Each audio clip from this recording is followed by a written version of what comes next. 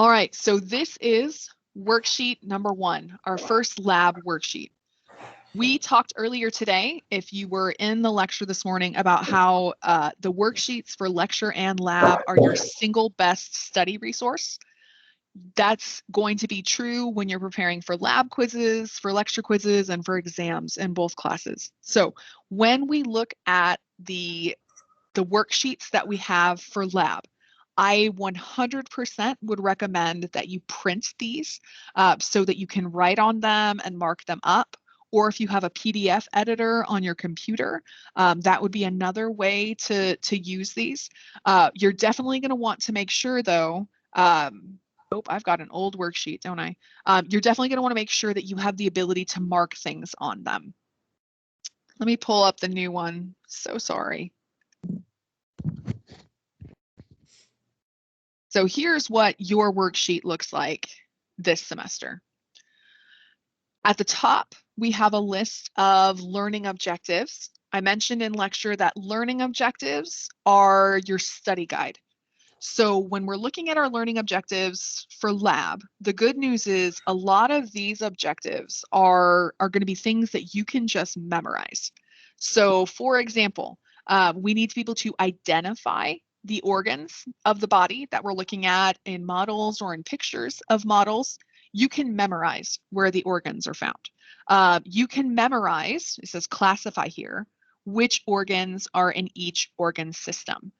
You can memorize the names of the bones and the locations of the bones.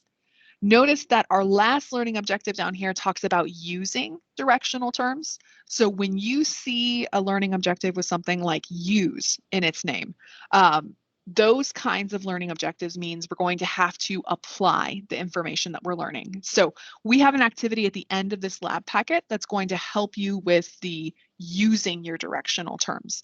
But that's where we're headed to. By the end of our class today, we should be able to do all of these things, or by the end of our time with that guided lesson. When we talk about the body is made of many different organs, and those organs are grouped together based on their function. So I'm not going to spend a lot of class time today going through and matching up the names of each of the organ systems with their functions, because you have a guided lesson that does that, and you can do a Google search and find that out. But the big picture that I want to emphasize with you before we start labeling some of our organs is when we look at all of the organs in the body, they each have a specific job. When we talk about the jobs of organs, here's a question to review with my lecture friends. If I'm talking about the job of an organ, am I talking about its anatomy or its physiology? When we talk about the job of an organ, anatomy or physiology? Let me get my physiology. Yeah, I got lots of us chiming in. Awesome. That's my transcript. Oh, I'm getting feedback on somebody's mic. If you're not speaking, would you mind muting yourself just to make sure it doesn't echo? Yeah, and all of us are chiming in the chat. I love it. Yep. So the two things we're doing this semester are anatomy and physiology. And physiology is the way things work, what their jobs are. So when we talk about the physiology of, I'll help you out with the first one here, the integumentary system, which is your skin. The job of the skin is to cover the outside of your body. And in addition to covering the outside of your body, this is going to be your first line of defense against things like bacteria or viruses in the environment. We also, though, aside from just the first line of defense, have a second line of defense, and that's a system in our body called the lymphatic system. So various organ systems might do similar functions, but do it a little bit differently. And that's why we have all of these organ systems that help our body to function. When we go down here to page 2, we're going to start looking at some of those organs. Oh, again, if you are not speaking, would you mind muting just so we don't have too much background noise? So we are looking at this picture here on page 2 in your packet that is highlighting various organs in the body. Now, in the lab, we have a slightly different model from this one, but organs in the body generally look the same across organs, across people, across our models. So up here at the top, let's see if I have the ability to type. Here we go. All right. So up here at the top, my first arrow that I'm looking at, we are looking at the tube that's on the front side of your neck. The tube on the front side of your neck is the trachea. Now, directly behind the trachea is an organ. It's another tube organ that we see actually labeled in this picture right here. This organ, this tube that we're seeing, is the esophagus. So the esophagus is where food goes down your throat. This is part of the digestive system. The trachea is in front. This is part of the respiratory system. The way I like to remember who's in front versus who's in back is if you can't breathe, the doctors will perform what's called a tracheotomy, where they'll make a little cut in the skin of the front of your neck, and then they'll cut through the cartilage, the trachea, there in the front to put in a breathing tube. So the trachea is in front, the esophagus is back behind it. The trachea brings oxygen into the two large organs in your chest, which I suspect you already knew were the lungs. The lungs are on either side of the chest cavity, and they are framing in the heart there in the middle. Down below the lungs, so in the middle between the lungs is the heart. Down right below the lungs is an organ called the diaphragm. And the diaphragm is a muscle, technically. This is the muscle that expands or contracts to help you with the process of breathing. So the diaphragm rests directly below those lungs. As the diaphragm moves, the lungs move to bring air in and out of the body. Right underneath the diaphragm is the largest internal organ that you have in the body, this dark brown organ. This one's called the liver. Now, the liver is an interesting organ when we're talking about its systems. Some organs, like the liver, could be classified in more than one system. The main system that I would say that the liver is involved in is my favorite system. Does anyone happen to remember from lecture class this morning? What is Dr. Ollis's favorite system? Do you remember? Digestive. Yeah, exactly. Several of us chiming in. Digestive is my favorite. And here's the good news too. When we're looking at all of these organs down here, all of these guys are digestive system organs. So it's like Dr. Ollis's favorite place. The abdominal pelvic cavity is Dr. Ollis's favorite place. So the liver, primarily a digestive organ. We will talk about, well, actually, you'll more talk about it in AMP2, that the liver can also be part of the endocrine system. That is a system that makes hormones. But primarily, for the sake of AMP1, we're going to say the liver is part of the digestive system. Next door to the liver, another digestive system organ. This is called the stomach. And underneath the stomach, we can see the two types of intestines that we have in the body. When we talk about the large intestine versus the small intestine, you're not looking at how much space they take up in the abdominal pelvic cavity. You're looking at the size of the tube itself. So up here on the top, we have a very wide tube here in gray. That wide tube that we're seeing here in gray is the large intestine, or sometimes that is called the colon, the large intestine. The large intestine, you'll learn for AMP2, has what's called the ascending colon that goes up, the transverse colon that goes across, and the descending colon that goes down. For AMP1, we're just learning that all of those are part of the large intestine, which means that this pink one I'm seeing here is the small intestine. If we took out the large intestine and the small intestine, the stomach and the liver, we would get this picture that we see right here. So in this picture, we've removed some of those organs that were on top to help us see the organs that are down below.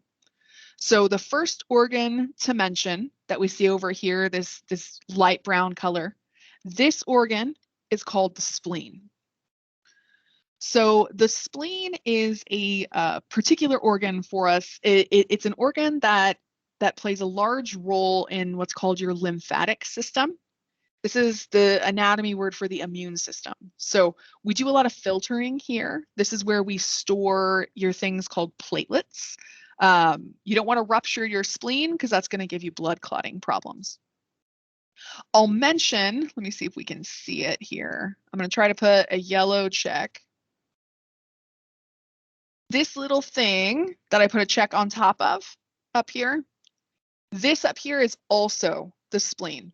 It's kind of hard to see in this picture, which is why we highlighted it down below, but the spleen is next to the stomach. So if we had the stomach, it would be right here, right next to that spleen that we see here in the back of the cavity. Right next to the spleen, we have these on either side are the two kidney bean shaped things called the kidneys. So the kidneys are part of the urinary system. They are involved in filtering your blood, getting rid of liquid waste, all those kinds of things. And at the very bottom, we have our other urinary system organ down here. This is the bladder at the very bottom. Connecting the kidneys to the bladder are these little tubes we see here. These are called the ureters. Again, that'll be an AMP2 term that you'll want to learn, but we don't need it here for AMP1. Osmita asked about the spleen, what organ system? Yeah, thank you. I was going to put that to the class. The spleen is a weird one, part of that lymphatic system. I'll mention it as well because we said it before. This right here that I just put a check on, that check that I put in there, that would be where the trachea is in that picture. So the trachea is the tube in the front. The esophagus is the tube in the back. I've talked a lot. I need to stop talking for a moment and give you a chance to ask questions. Hugh has a question about the spleen, asking its exact location, whether it is behind or next to the stomach. Yeah, it's kind of a combination of the two, honestly. A lot of it is next to the stomach. There's a little bit that wraps back behind it as well. But that's why we can't see it super well up here, because the stomach mostly blocks that view.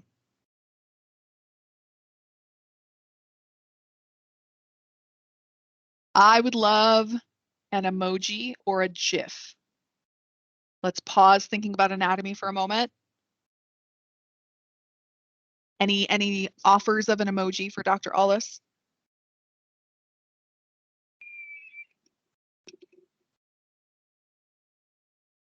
Perfect. Jessica's still laughing.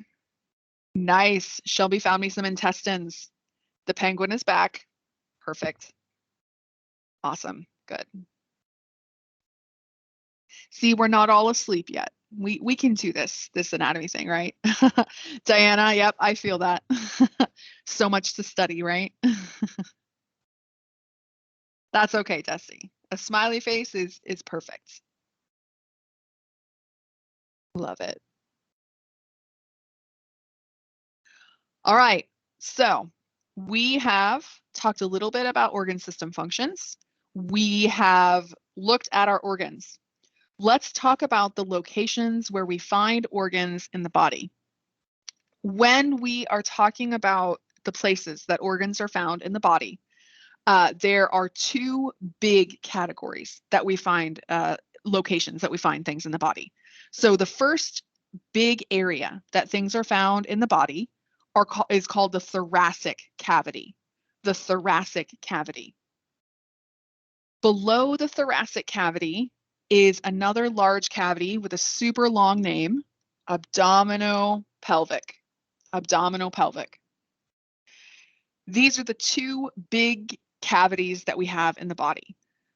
Now, the challenge with these cavities is when I talk about them, they're very non-specific.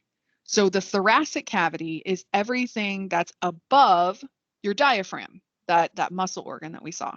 The abdominal pelvic cavity is everything that's below the diaphragm. So if I'm trying to talk about organs and I go to my doctor and I say, so I've got a thoracic cavity problem.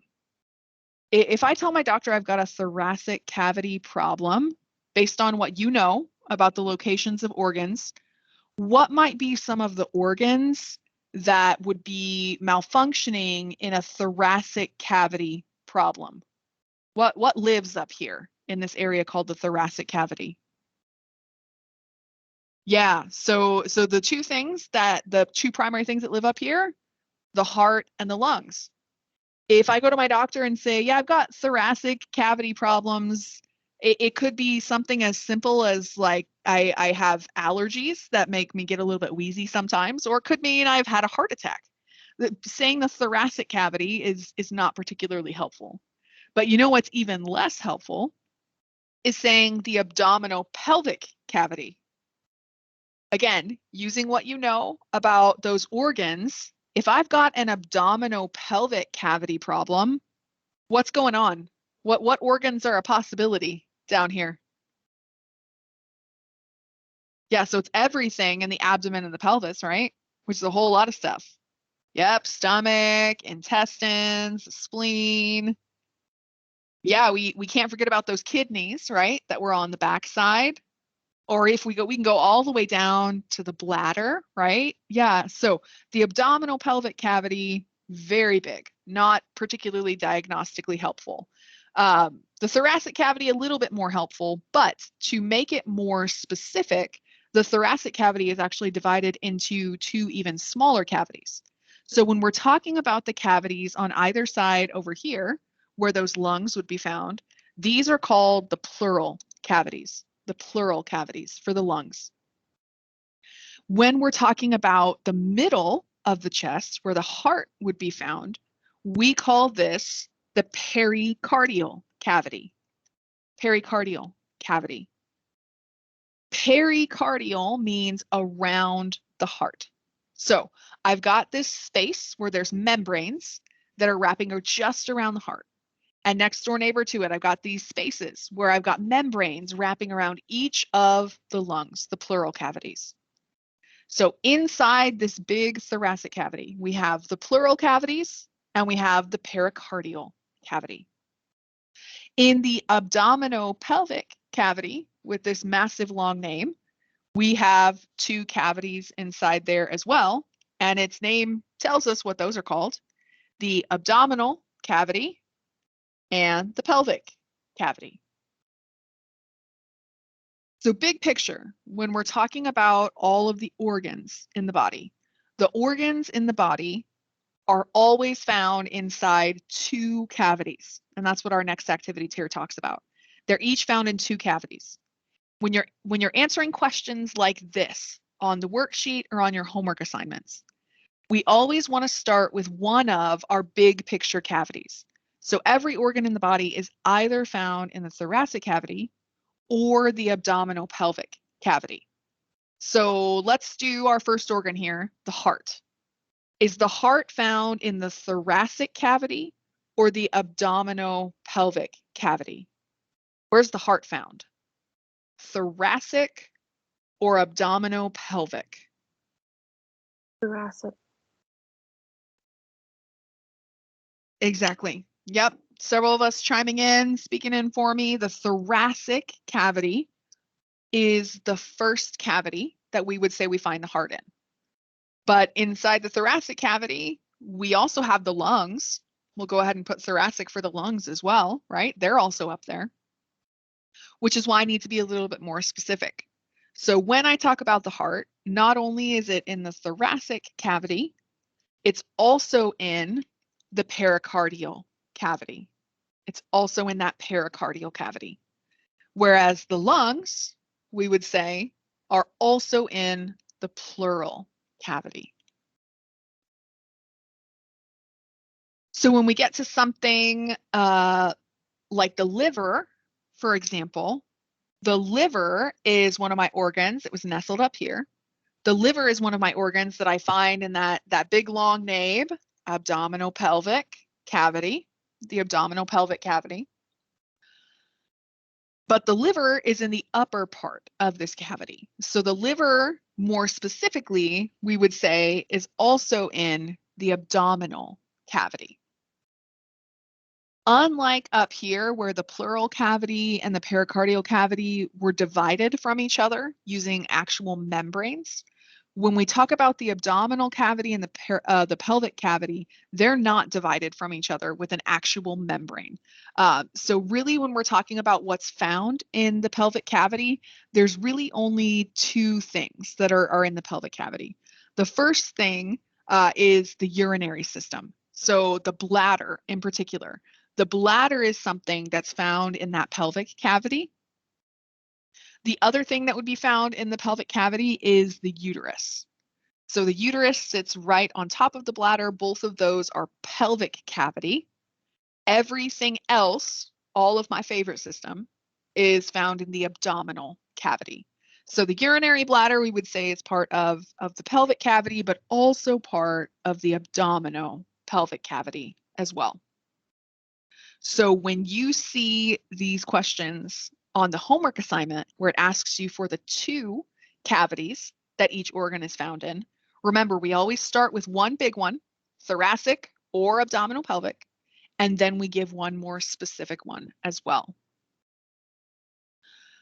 Question in the chat about the male sex organs. So they are actually not found inside the cavities because the male sex organs are outside of the body. So it would just be the urinary bladder, the uterus. I believe the ovaries are included in the pelvic cavity. Oh, that's true, Roxana. I'm not sure about the prostate might be considered part of the pelvic cavity, actually. Yeah, that's a good question. I don't know the answer to for sure. Yeah, so Seth, you're beating me to the punch. We're going there. That is correct with your question about the quadrants. And then I just wanted to clarify, accurate that there is no actual physical division between the abdominal cavity and the pelvic cavity. Unlike up here, where there are divisions, you can see it really clearly. These kind of bleed into each other, which is why we use the term abdominal pelvic more regularly. There's not a really good, clear distinction between the two. Yeah, so Seth kind of beat me to this. When we're talking about the abdominal pelvic cavity, if I go to my doctor, and we kind of already did this question, if I go to my doctor and I say, I have a problem in my abdominal pelvic cavity, let's twist it a little bit. I tell my doctor I've got a problem. Can you make any predictions based on what you know about medical conditions? If I've got an issue with my abdominal pelvic cavity, what are some of the things that could be wrong with me? So now it's not just organs. I want to know what are some things that you know about these organs down here? Yeah, so Shelby mentioned I could have a UTI. Absolutely. Yeah, I could have bubble gut, right? Could be gassy. I could have a hernia. Yeah, that's true. That I hadn't had a student mention a hernia before. That's very true. What about some of my my other organs? Yeah, I could have appendicitis. I could have something like liver cirrhosis, right? Where my liver is dying, it's having trouble. Does anyone know who this little green guy is right here? This little tiny one? Yeah, renal failure, kidney failure. Yeah, so this is the gallbladder right here. Yep, so I could have gallstones, right? Yeah, I could have Clostridium difficile. I could have a bad infection, right? So if long story short, I go to the emergency room and I tell them, oh my goodness, I have such terrible abdominal pelvic cavity pain. All of those things and more are on the table. So to help us with interpreting where everything is in the abdominal pelvic cavity, we have these things called quadrants. When we look at the body and we're labeling the quadrants, here's something, you'll hear me say this a lot in lecture and lab. I'm about to tell you something that I'll say underline, highlight, or star this. What I mean by underline, highlight, star is whatever you do in your notes to help you know that this is important, that's what you need to do. So here's what I want you to underline, highlight, star in your notes. We always have to use our patient to determine left versus right. So when I look at this picture of a pretend patient, my model patient here, if I use myself as the reference on this patient and I use my left hand to decide which side is left, that's not correct. I have to put myself in my patient's shoes.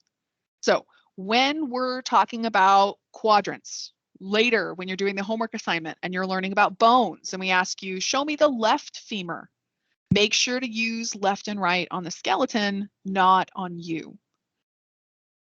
With that in mind, when we talk about the quadrants, there are two parts to their name. They're either left or right, and they're either upper or lower. So based on what I just described, when I'm looking at this quadrant right here, would I say that this is left or right? This one here. Is this left or right? Yeah, exactly. Several of us typing in, this is definitely left for sure. And lots of us figured out too, the easy part of the name, right? This is left upper because it's on the upside. So this is the left upper quadrant. Again, because I have to use my patient, I can't use myself and say, oh, that's on my right side. Well, I'm not the one in pain. I can't use me. This is about my patient. So that's my left upper quadrant, which makes this one over here the right upper quadrant because it's on the patient's right side. Then we go down below and we've got the right lower quadrant and the left lower quadrant. So these quadrants are very helpful in emergency medicine, for example, because if I go into the emergency room and I say, hey, I've got right upper quadrant pain, they're going to treat that differently than left upper quadrant pain. So if I have left upper quadrant pain, use what we know here. What are some of the organs that we see up here in the left upper quadrant? Can we tell who lives up here? The left upper quadrant. Yeah, so lots of us honing in. The stomach primarily found in that left upper quadrant. And I know there was a question in the chat about the spleen. Yes, the spleen would be included in this as well. So the left upper quadrant, we've got a lot of the stomach. We've got that spleen that's back here as well. When I'm talking about the right upper quadrant, just a little bit of the stomach, but most of it is this thing right here. What was this largest organ again? This big dark organ. Yeah, a few of us chiming in. This big one here, this is the liver. So the liver mostly found in the right upper quadrant. And a couple of us have mentioned as well, right next door to the liver is the gallbladder. So the gallbladder found in the right upper quadrant as well. So if I go in to the emergency room and I say I've got left upper quadrant pain, maybe I have something like food poisoning. Maybe I've ruptured my spleen. But if I go in and I say I have right upper quadrant pain, maybe they're more likely to suspect a gallstone, something's wrong with my gallbladder. Or maybe I have liver cirrhosis where my liver is not functioning correctly. If I go to the ER though, and I say I have right lower quadrant pain, what might I have? Does anyone know? What's right lower quadrant pain? Radiating pain. Yeah, issues with the appendix. So the appendix is found in the right lower quadrant. If I have really bad pain in the right lower quadrant, I might need to have emergency surgery to remove my appendix. So having these quadrants helps us out a lot because the abdominal pelvic cavity is so big. Because it is so big, we need to have a way to break it down. Quadrants help us to do that. Hey, I have one other underline highlight star thing for you to put in your notes. Here's the other really important thing. My phone is ringing. Awesome. Here is the other important thing that I want to make sure that we write down in our notes. The abdominal pelvic cavity starts below the diaphragm. The abdominal pelvic cavity starts below the diaphragm. Here's why that's important. If I ask you which quadrant the heart is found in, any ideas what we should say?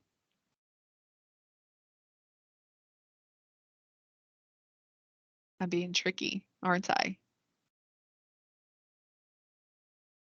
Yeah.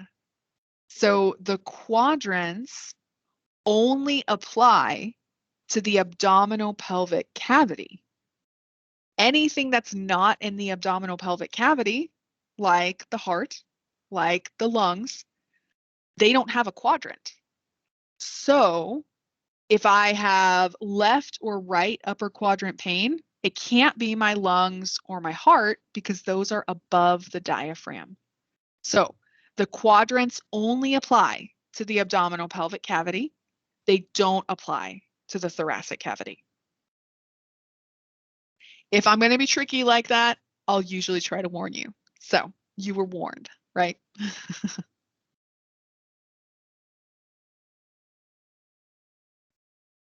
All right. When we talk about the organs of the body, if something's wrong with them, if I went into the emergency room with left or right upper quadrant pain, I'm probably going to get some kind of imaging thing done to help me to visualize my organs, to see what's going on with those organs. So when we're visualizing things, we're going to dissect them or cut them into planes. We're going to divide them into different parts. To help us with matching up the names of planes with their descriptions, we're actually going to start down here. And I'm hoping that it will let me draw on here. We're going to see if we can get creative. We're going to draw the various ways that we could cut planes in the body. Let's see. No. Okay, we're going to have to do dots. So let's start with the first way that we might visualize things inside your body. Perhaps you are having chest pain in the middle of your chest. We might do some kind of imaging study where we go directly straight through the middle of your body from top to bottom. We might use what's called a mid-sagittal plane. A mid-sagittal plane divides things into equal left and right halves. So a mid-sagittal plane, imagine putting a cut through your body, through the middle of your nose, down through the middle of your neck, straight through your sternum in the middle of your chest, dividing you into two halves. If I need to see something in the middle of my body, a mid-sagittal plane would work for that. If I'm having something like shoulder pain, though, it wouldn't help my doctor to figure out what's going on with me if I look at things in the middle. So if I have issues with my shoulder, I might use a parasagittal plane. So in a parasagittal plane, we're going straight from top to bottom. We're still dividing into left and right parts. but the left and right parts that we're dividing are not equal. So I'm making a line straight up and down. I'm dividing one part of my body from the other part of my body.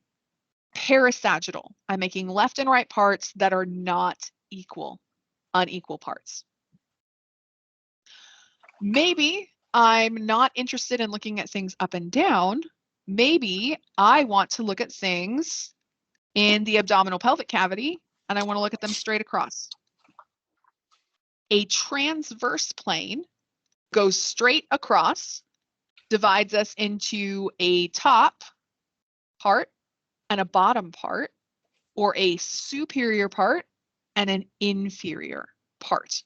Transverse planes would help me to visualize a top and a bottom.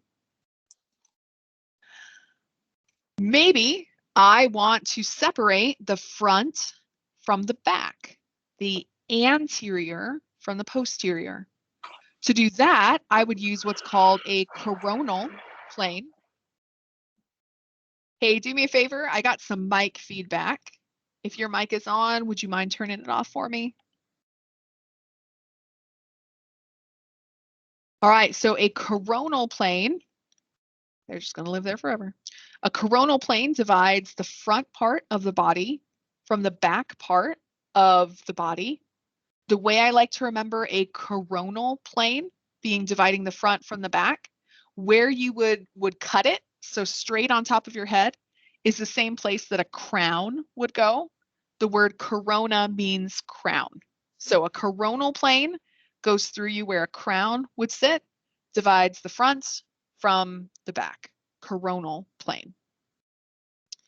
Sometimes, though, making straight line cuts or visualizing things like this is not entirely helpful. Sometimes I need to go in at an angle. Maybe I've hurt my wrist, for example. I would want to use an angled plane, an oblique plane. Let's see if I can draw it with all my challenges. An oblique plane where I'm going kind of at an angle to look at something. Or I could do the same thing with my leg. Do an oblique plane through my legs. I'm looking at my ankle joint, for example. So oblique just means we're cutting things at an angle. We might be going slightly up. We might be going slightly down. We could be going slightly forward and backwards. Oblique planes just aren't a straight line planes. So now that we've drawn these planes, I'm going to leave this matching activity for you to complete on your own. But I do want to mention, and we bolded it for you because it's important, that there's a difference between dividing things equally and unequally. If I'm talking about dividing the body into equal left and right sides, what word would I use to describe equal? Or what beginning part? I won't make you type the whole word because it's long. What's the beginning part of the word that means I divided it equally, equal left and right? Yeah, exactly. That would be my mid-sagittal plane, right? Mid-sagittal. Whereas unequally dividing, that's where the parasagittal would come into play. Parasagittal.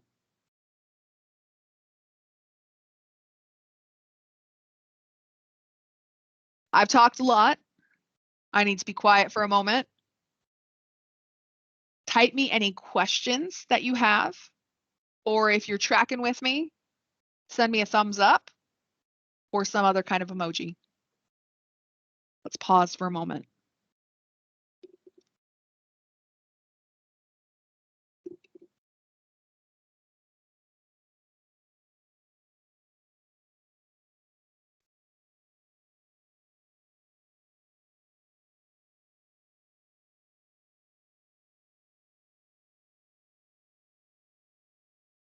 Let's see. With the transverse plane, yes, that is correct. With the transverse plane, we divide into superior and inferior. And we're about to define those words a little bit more. But superior and inferior just means top and bottom. Superior and inferior. Yeah, good clarifying question. Awesome. Lots of thumbs up, lots of smiley faces. And Seth sent me a fun GIF. I like it. All right. When we talk about how we divided up the different parts of the body, we used some words that might be new to you. So these words are what we call directional terms. When we talk about directional terms, we're always talking about things relative to each other. So when we're talking about organs in the body, or when we're comparing bones in the body, we have directional terms that help us to relate those things to one another. So I'm going to work with you here to fill in some of these blanks with our different types of directional terms that we can use to describe things. So the first set of directional terms that we could use to describe things are terms that mean something that's in the front and something that's in the back. So if I have something that is in front of something else, I would say that it is anterior. Anterior means toward the front, whereas something that's in back, I would say is posterior. So let's do an example together. We're going to use a couple of the bones in the body. So I'm going to go down to my skeleton here, introduce some bones to us. So this bone that I see right here in the middle of the chest, this is called the sternum.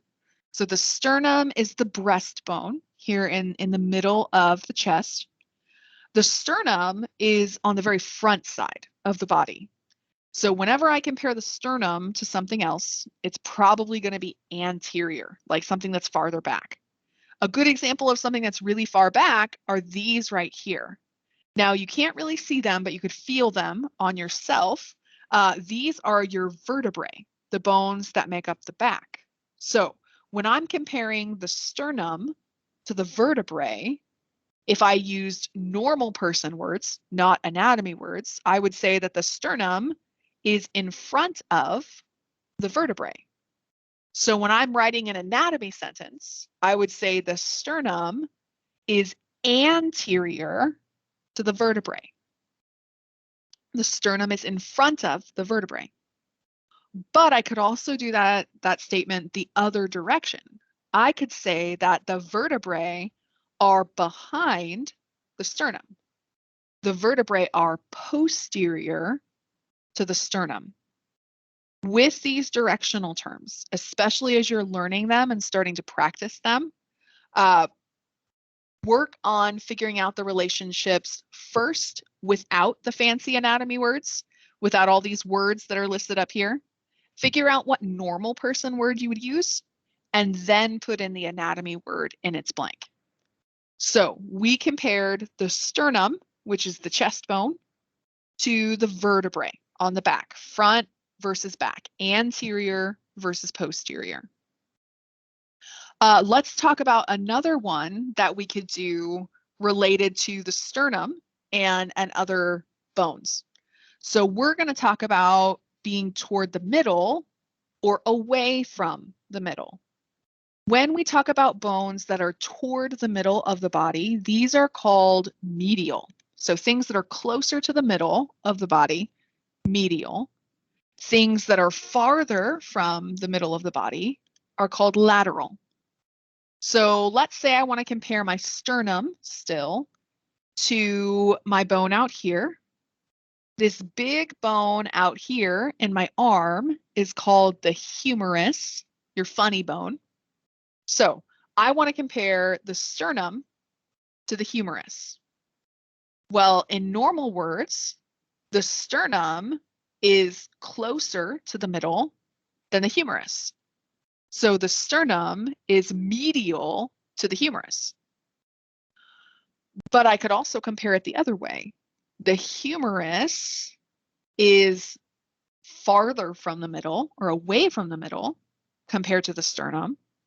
The humerus is lateral to the sternum. So again, the order that the bones are in matters. The order that structures are in matter to us. Keep that in mind.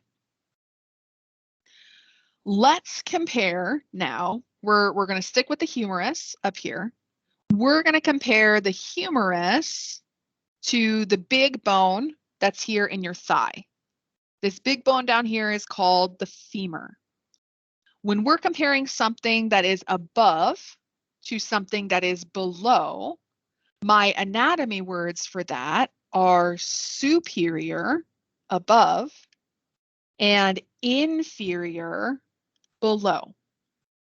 So I could say that the humerus is superior to the femur, or I could say that the femur is inferior to the humerus.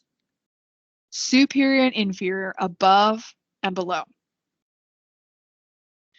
Now, where things get funky is when I start trying to compare two bones that are on the same limb. So I'm trying to compare the humerus to these bones down here. Hey, let me help you with labeling these because these are important for us. Over here on the thumb side, what we're looking at is a bone called the radius.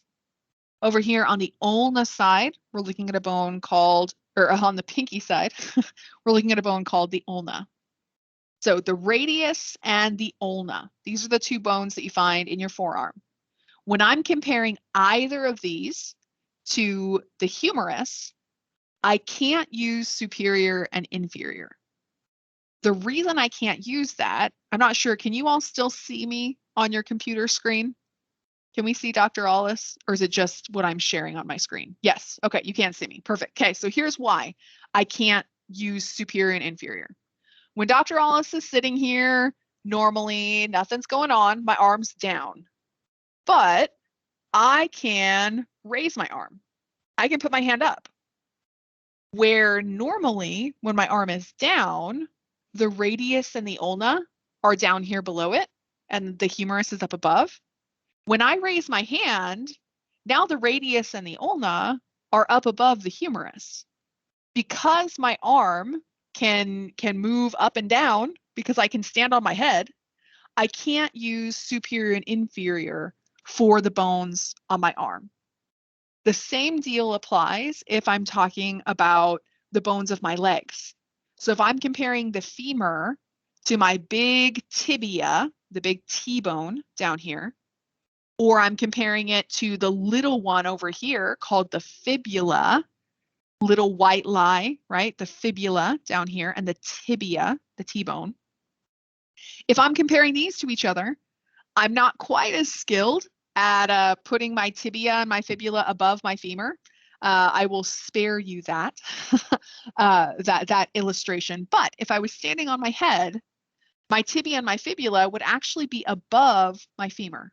So when I'm comparing bones that are on the same limb, so two things that are on a leg, or two things that are on an arm, I have to use some special terms. And these terms have to do with the way that how close things are to where we attach. So how close we are to the shoulder, how close we are to the hip. That's what I have to use as my reference for these bones. So if we are closer to the attachment point, my word is proximal. Proximal, closer to the attachment point. If we are farther from the attachment point, my word is distal. Distal is when I am farther away. So if we go back to our humerus and the radius and the ulna, we'd say the humerus, in normal words, it's closer to the shoulder than the radius and the ulna. So the humerus is proximal to the radius and the ulna. Or I could do it the other way, right? The radius and the ulna are distal. They're farther away from the shoulder than the humerus is. And we can do the same thing down here with the legs. The femur is proximal to the tibia and the fibula, or the tibia and the fibula are distal to the femur. One other special case for us to talk about. This special case is when things are wrapped in each other. So the example I always like to give when we're in class together, actually, here, let me see. My office is full of skeletons. Let me grab a skeleton for you.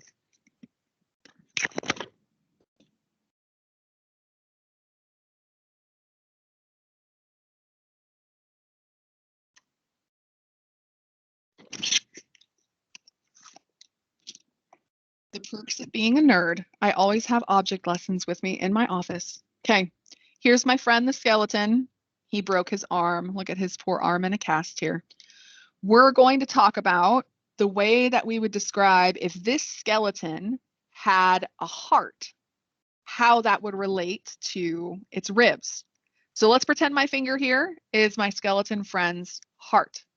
I'm going to stick it inside his chest. He now has a heart. Congratulations, skeleton. I'm going to ask you a series of questions, and I want you to answer them completely at face value. So I'm not trying to be tricky. I'm just trying to ask you point blank questions. So here's my first point blank question. We got my skeleton friend here with his little heart. Would it be accurate, would it be fair to say that there are some ribs that are anterior to the heart? Are there any ribs that are in front of the heart?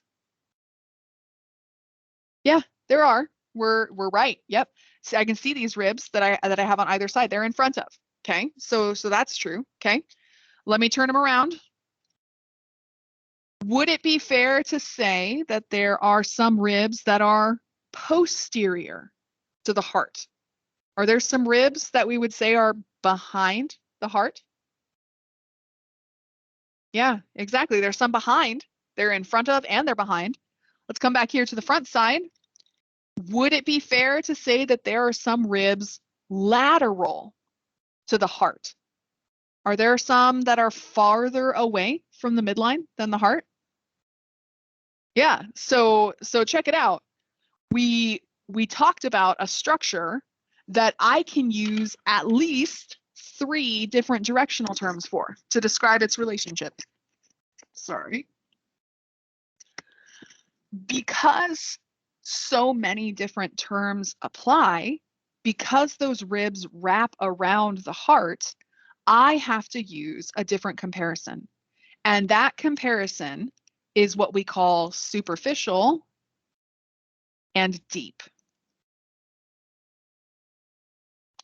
When we talk about something that wraps around something else, something is superficial if it's closer to the surface of the body. If the ribs, for example, we would say are superficial to the heart.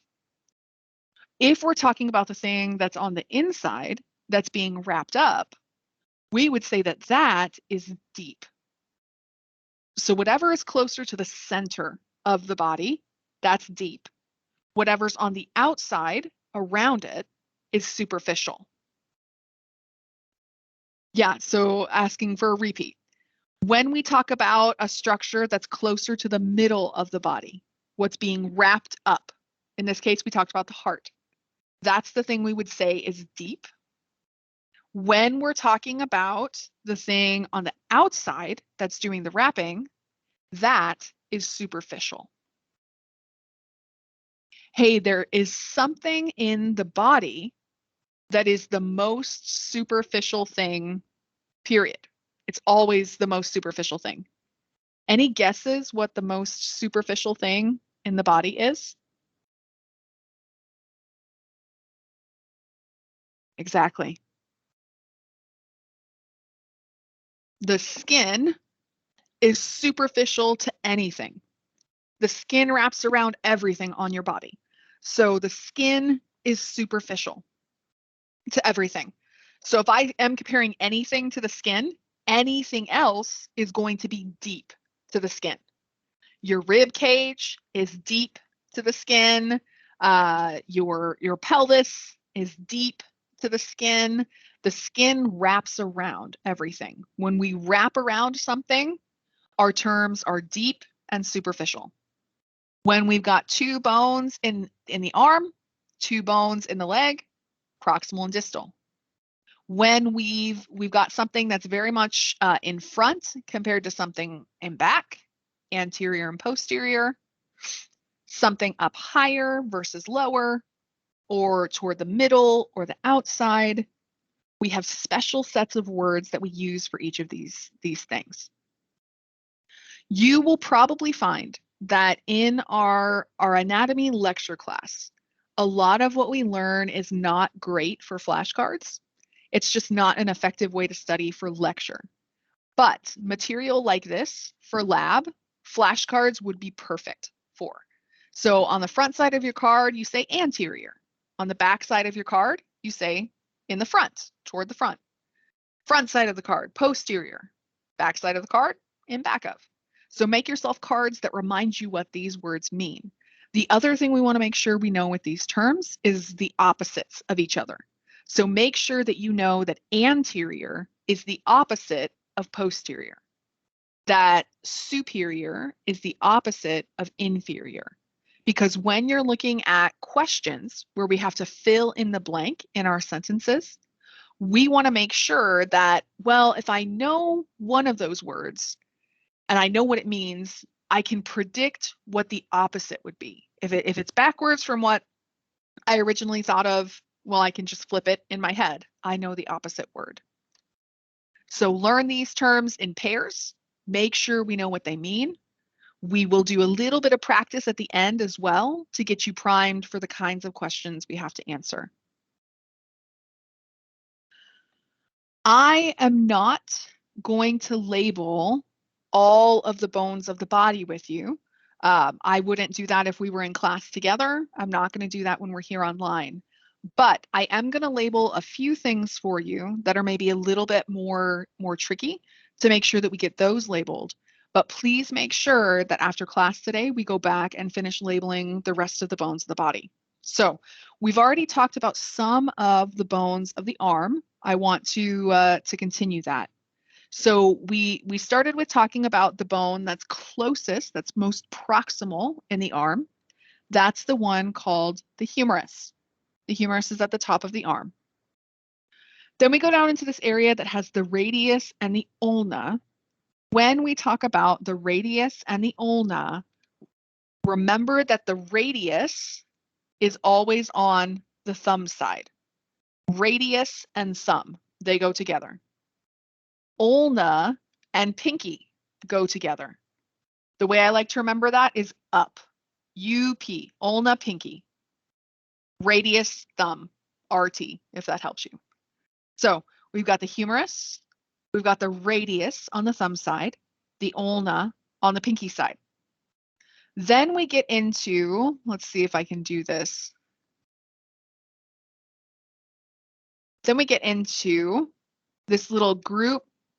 Uh-oh, we cannot see the paper. Oh, maybe I stopped sharing. Let me see.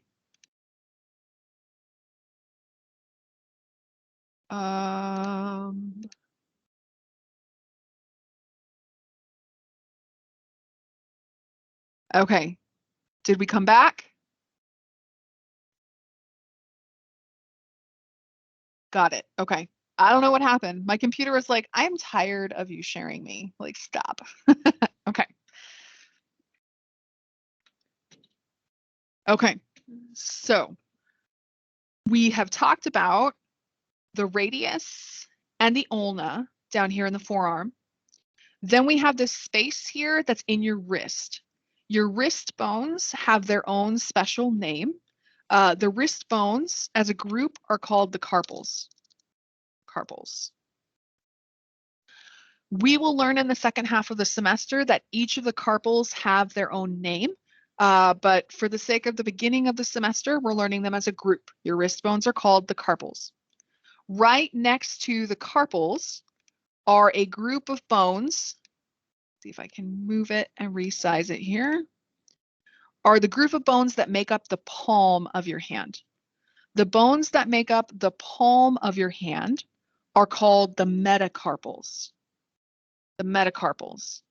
And the metacarpals, the way I remember them, is they meet the carpal bones. So the carpal bones are the little ones in your wrist. Can anyone else see my screen? Hugh is saying he can't see it.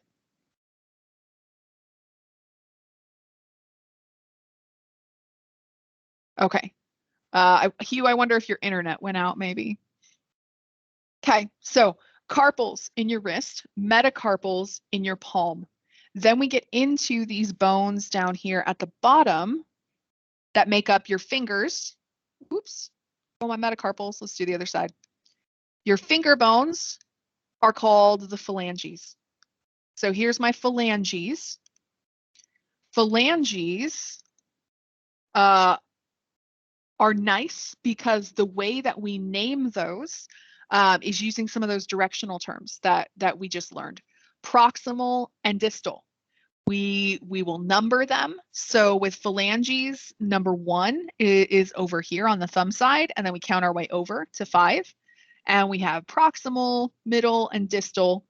For now, you just care about knowing that your finger bones are phalanges, that your palm bones are metacarpals, and that your wrist bones are carpals, the bones of the arm. I also want to cover with you the names of the bones of the hips. So your pelvis is actually made of 3 different bones that come together to make the pelvis for us.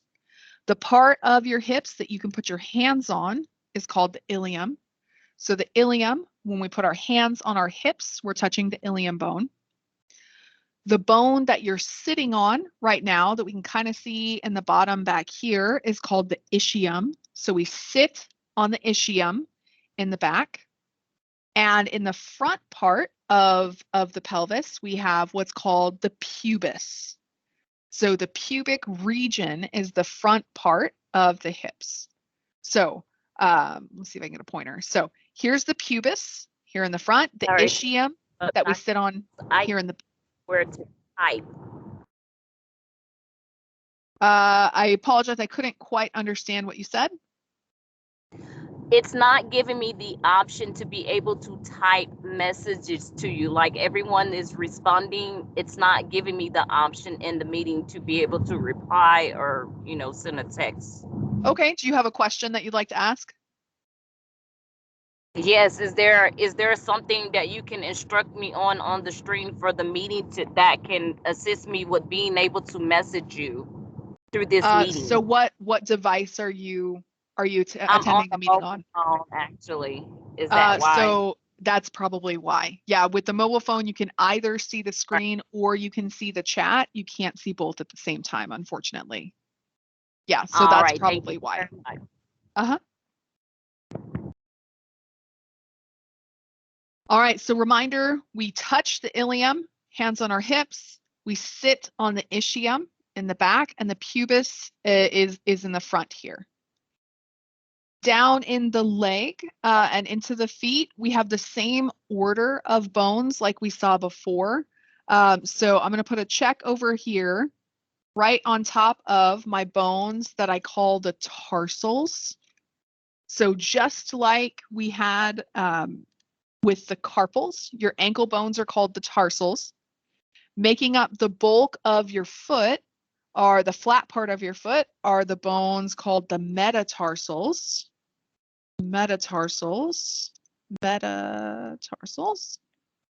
And then your toes are the phalanges. They will be named and numbered the same way as the phalanges of the fingers are. And again, we'll talk more about that later. So please don't forget to go back and label the rest of these bones, but I labeled some of the key tricky ones with you here in our time together. We are also learning the name of specific skull bones today. So you have a lot of different pictures, a lot of different views to see those bones in.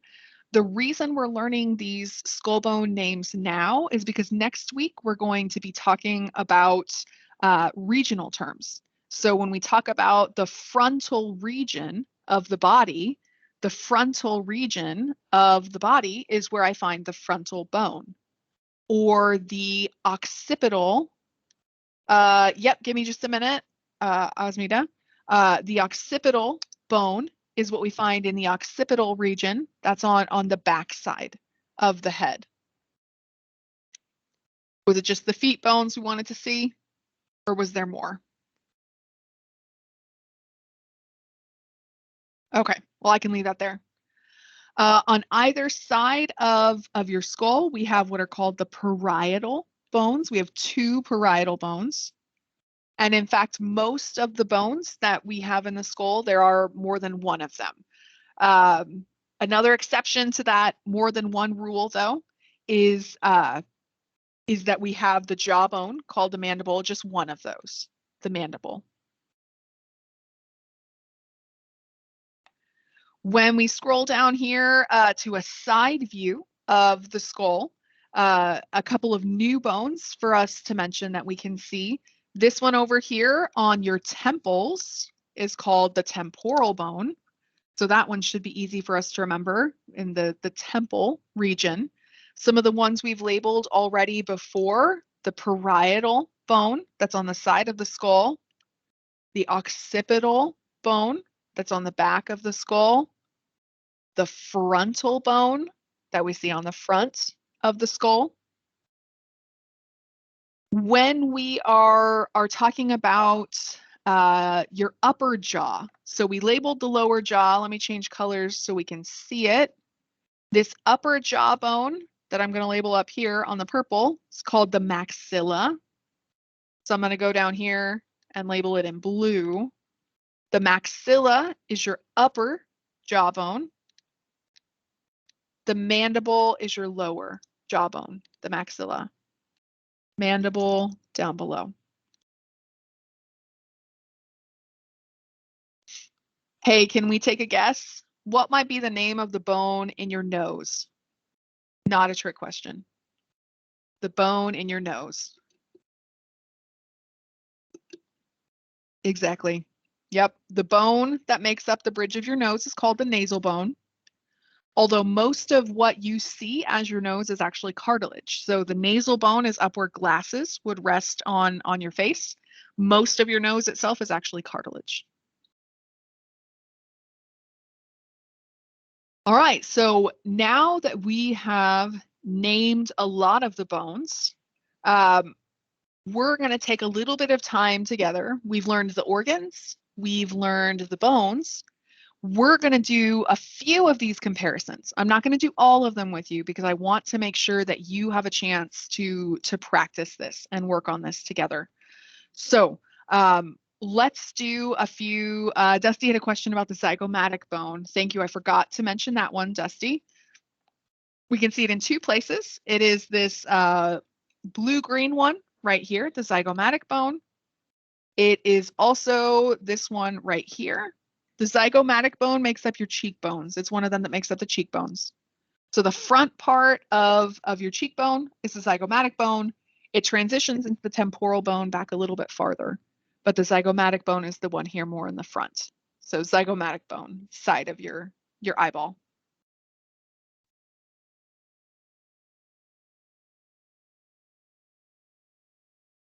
All right, so let's do a few of these together.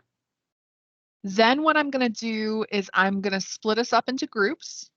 The good news is we've done groups once and I learned quite a bit. So hopefully the second time will go better for us with trying groups. There are 2 things we have to do in our groups. One of the things we will need to do in our groups is I want us to try to answer a few more of these statements because I'm not going to fill them all in. But there is also a graded group work activity that we're going to be completing as well. It's going to be a little bit different format than what we did earlier with the lecture activity. So there'll be 2 things we do when we split into our groups here in a bit. Let's do maybe the first, well, there's a bunch of organs. I guess they split up the ribs, the organs and the bones a little bit. So we'll do a few of the organs here together. Let's start with our top statement here. It says that the liver is blank to the small intestine. To help us with this, I'm going to go up to my picture. The liver is blank to the small intestine. If we were not using an anatomy word, if we were using a regular person word, what might you say the liver is compared to those small intestines? Yeah, I like it. We see it above, right? The liver is up higher than the small intestines are. So I know a couple of us already put it in the chat for me. When we're talking about something that is above something else, the word I use to describe that relationship is superior. So the liver is superior to the small intestine. But check this out. On the homework assignment, maybe I would see the liver is blank to the small intestine. That could be a question that I'd see. But what else could be a question that I'd see is the small intestine is blank to the liver. Now we're starting with the small intestine and we're comparing it to the liver. Yeah, if I'm starting with the small intestine and I'm not starting with the liver, now my word changes. Now my word flip-flops. So here's a wink, wink, nudge, nudge from Dr. Ollis. When you're doing the homework assignment, if you do it the first time and you get a statement right, comparing a couple of organs, it's possible that the next time you see those organs, they're going to be flip-flopped. So make sure you're reading your question to put the right word in there. Don't give me the opposite because I won't give you credit for the opposite. Make sure we're getting them in order. So the first one that we've done together, the liver is superior to the small intestine. Next one, the heart is blank to the lungs. Let's go up here. The heart is blank to the lungs. Yeah, so when I'm comparing the heart to the lungs, I can see that the heart is in the very middle and the lungs are on the two sides. Because the lungs are on the two sides, I would say that the heart is medial to the lungs. Now, every semester I get the question about whether or not we would say that the heart is deep to the lungs. The reason that deep isn't quite accurate is because you can see that the lungs don't completely wrap around the heart. There is some space where the heart is not being wrapped around with the lungs. Because of that, the better answer is medial. The heart is medial to the lungs because it doesn't wrap around completely. Yeah, so Seth asked a really important clarifying question. We would say that the heart is deep to the skin, absolutely. We would also say it's deep to the ribs because the ribs went all the way around. So things that go all the way around, we would say it's deep, but things that are not all the way around, in this case, they're on either side, we would say that's medial. So let's go down to our statement here. The heart is medial to the lungs. Let's do a couple of bone ones. We're going to do the humerus and the ulna. So the humerus and the ulna. Remember, when we are two bones on the same limb, both of these are on the arm, we have to use the terms proximal and distal. So the humerus is closer to the attachment site, the shoulder, than the ulna is. So we're absolutely right. Yep, the humerus is proximal to the ulna. The humerus, oops, lost it, is proximal. It's closer to the attachment site than the ulna is. Hey, let's do this other, we'll do another bones one right here. The patella is blank to the ribs. Hey, we didn't label the patella yet. Where is the patella found? If you were to describe it, does anyone know where the patella is?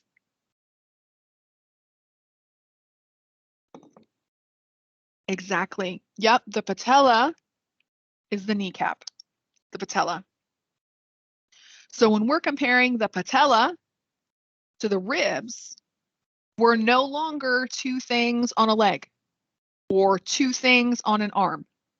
When I'm not two things on an arm or two things on a leg, I can use my regular terms to describe them. So my patella is below my ribs. The patella is inferior to the ribs. The patella is inferior to the ribs. When you're looking at these statements, the ones that are on the assignments, the ones that are on your homework or that are in your quiz, it's always, there's this phrase, right? KISS. Keep it simple, student. Whatever the simplest relationship is between things, that's probably the word that we're looking for. Remember, it's a little different with two things on an arm or two things on a leg, but keep it simple. Whatever is the most obvious to you when you're looking at something, that's probably correct. That's probably what we're looking for. What questions or thoughts do we have before I split us up into groups? Or do we have an emoji or a GIF that shows how we're feeling right now?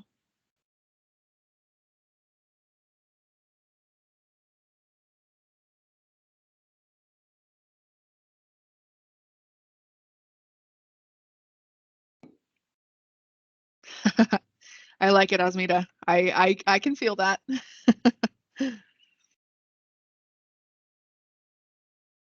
Okay, yeah, so Dusty's asking for another example, and I'm going to put it to the class to help us out here. When we talk about the skin compared to the ribs, the skin is blank to the ribs. What would we say? The skin is, exactly, yep, the skin is superficial. Yeah, the skin is always superficial. We don't have anything that's closer to the outside of the body than the skin is.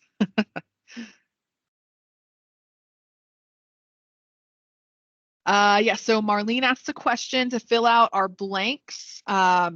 There is a guided lesson that's available in your Canvas module just below this worksheet. You can also use Google, that's totally fine.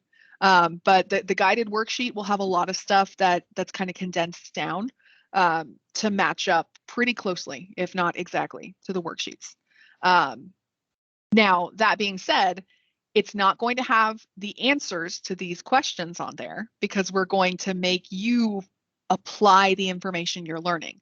So the guided lesson will include stuff about the definitions of each of the terms. It might give you a few examples, but you are going to have to figure out these ones on your own. So as you're working on this, if you have questions for me, I'm happy to answer them via email. I'm not going to say I probably won't. I promise you that I won't give you the answers, but I'm willing to kind of check what you're thinking and try to get you along the right path. Yeah, Dusty asked if we bring this to class. I'm not going to check this. This is your study tool that you're building for yourself. So for lab general structure, number one, fill in your worksheet. Number two, work on the homework assignments because that's going to help you check your answers on the worksheet. If you keep getting a question wrong, you might have written it down wrong on the worksheet. So fill in the worksheet, do those homework assignments, and as you're doing the homework assignments, we need to get to a point where we don't have to use our worksheets to reference them because when you take quizzes, we don't get to use the worksheets. So I'm never going to collect the worksheets. The worksheets are only for you to study from. But I mentioned this in lecture. Every semester when I ask students, what was the most helpful thing you did for this class? They always say filling in the worksheets and studying the worksheets. So I'm not going to collect them. I'm not going to hold you accountable for them, but your grades are going to hold you accountable for them. So make sure you're using these resources. Yeah, so to clarify, Brianda, you are turning in the Canvas assignments. The Canvas assignments, you click your way through to input your answers. You are not actually uploading or submitting these forms at all. That's the same for lecture and for lab. Yeah, Danae, my goal is going to be to get the recordings from these sessions posted as well for you, so you have that to review. You can also check out my YouTube channel because I do have previous recordings there as well.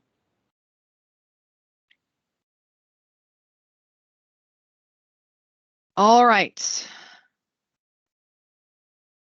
I am going to end this recording, and then we're going to attempt the impossible of doing our group activity. Yeah, Alejandro, we are not meeting till next week.